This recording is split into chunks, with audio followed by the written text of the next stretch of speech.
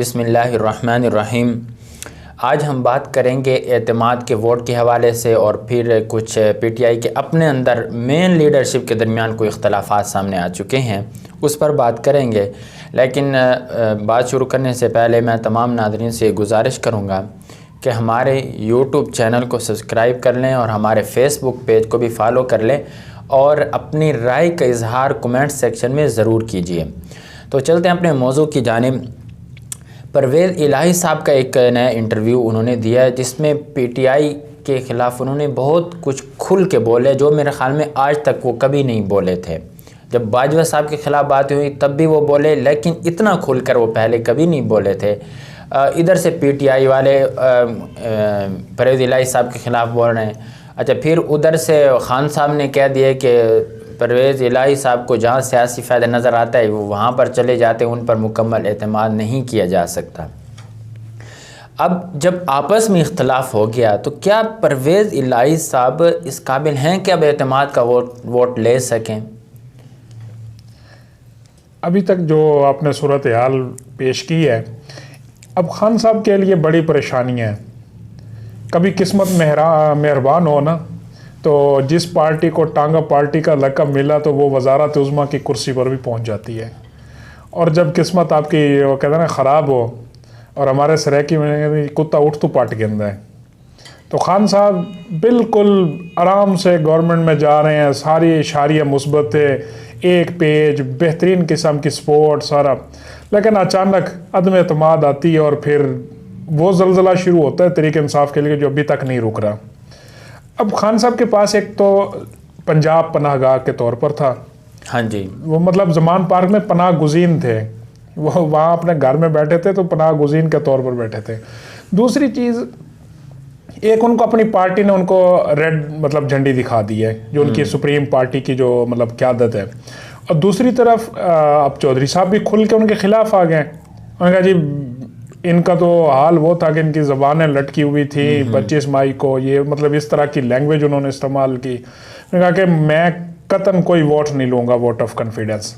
और ये गवर्नर साहब अच्छा। कह रहे हैं जी, उन्होंने कहा मैं नहीं लूँगा।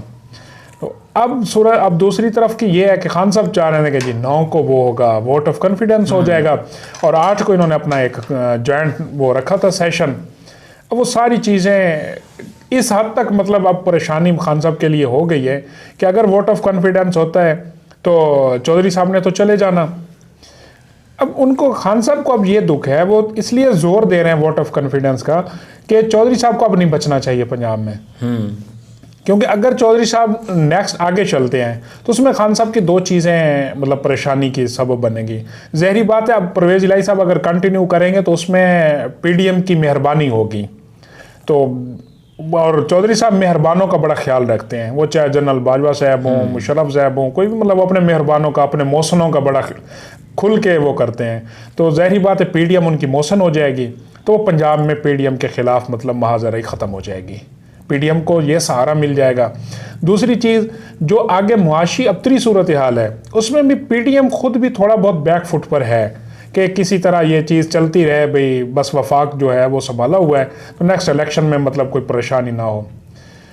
अब खान साहब ये चाहते हैं कि जी अगर परवेज़ इलाही साहब कंटिन्यू करेंगे तो उससे मेरे लिए परेशानी तो बढ़ जाएगी, क्योंकि परवेज़ इलाही पीडीएम के साथ हो जाएंगे। उन्होंने कहा जी क्यों ना परवेज़ इलाही की गवर्नमेंट ही जाने दी जाए।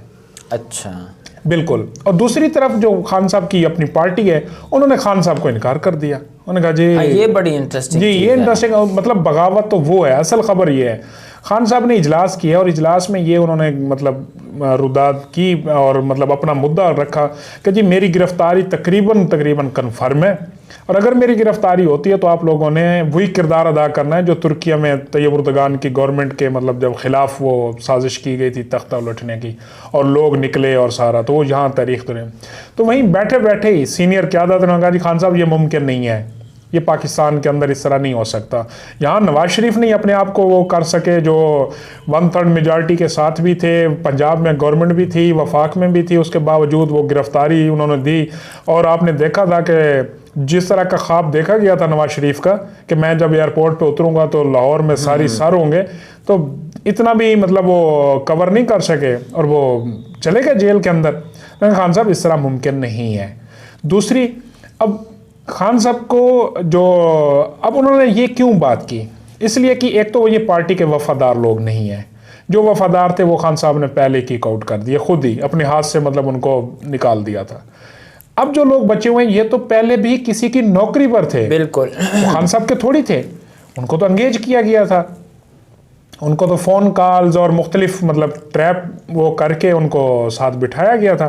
तो अब वो वाला पीछे जो नेटवर्क है वो टूट चुका है, तो उन्होंने अपनी जो नौकरी है वो तो कहीं और करनी है। उनको क्लियर मतलब दस्तावेज़ात पहुंच चुकी हैं कि खान साहब नहीं बचने वाले, ना ही उनकी कोई मोइज़ा करामत हो कि खान साहब दोबारा रिवाइवल कर लें, दोबारा उनका वो पॉलिटिकल स्टांस बन जाए, लेकिन ऐसा अब मुमकिन नहीं है क्योंकि खान साहब सिर्फ सियासी तौर पर नहीं अब मतलूब इदारों को, खान साहब के कुछ और मामलात भी इदारों को वो उनके सामने मतलब हैं।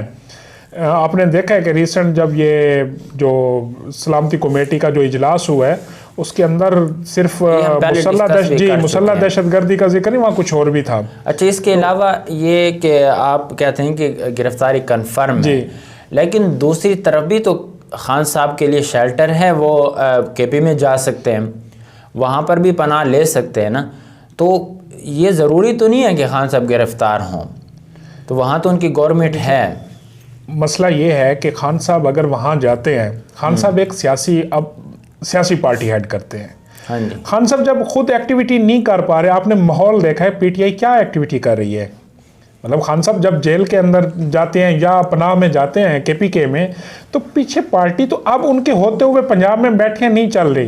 पंजाब में लोगों ने मतलब मुंह पर कहना शुरू कर दिया कि जी हम वोट नहीं देंगे चौधरी को, ये सारा तो पहले भी तो उनको पावर केपी से मिलती रही है ना, वो हालात कुछ और थे, तब वो प्लेजर टाइम था और उसके लिए पूरा मतलब एक जो उस वक्त के इंजीनियर्स थे वो तगड़े थे, उन्होंने माहौल क्रिएट किया था। अब वहाँ तो आपने खुद सूरत हाल देखी, जो सिटिंग एमएनए हैं, सेनेटर हैं, वो दूसरी पार्टियों को ज्वाइन कर चुके हैं, वहाँ के इंजीनियर भी चेंज हो चुके हैं ना, तो वहाँ के इंजीनियर, वहाँ का माहौल चेंज हो चुका। अब वो वाला नैब नहीं रहा, अब वो वाली मतलब इन्वेस्टिगेशंस FIA वो तरीकाकार सारा चेंज हो चुका है।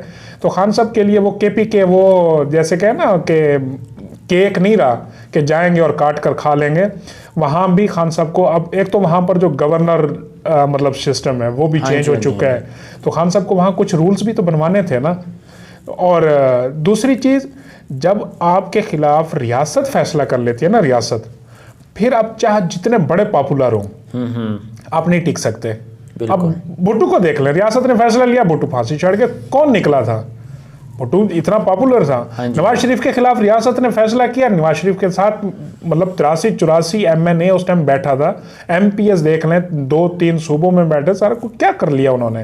तो खान साहब के पास क्या, खान साहब तो वैसे भी रिजाइन कर चुके हैं उनके MNAs, तो ये क्या करेंगे। और जब वो खान साहब पीक टाइम में ये तहरीक चला रहे थे तब भी लोग उनके साथ निकले थे, अपने उस पर पार्टी की तरफ से नहीं निकले थे कि कोई MNA कोई इतना बड़ा गैदरिंग करके लेके किया हो, या वो खान साहब की अपनी शख्सियत। इसमें एक और पहलू भी है, गिरफ्तारी के लिए आपको किसी अदालत का फैसला या कहीं से कुछ अहकामात होते हैं।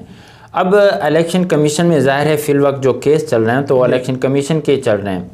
अच्छा, फिर उसमें इलेक्शन कमीशन ही फिर जाहिर है कि वो गिरफ्तारी का आर्डर देगा। इलेक्शन कमीशन की एक जो डेवलपमेंट हुई है वो सुप्रीम कोर्ट ने उसको एक आज़ाद खुद मुख्तार फैसले का हक दिया है कि इलेक्शन कमीशन भी फैसले कर सकता है।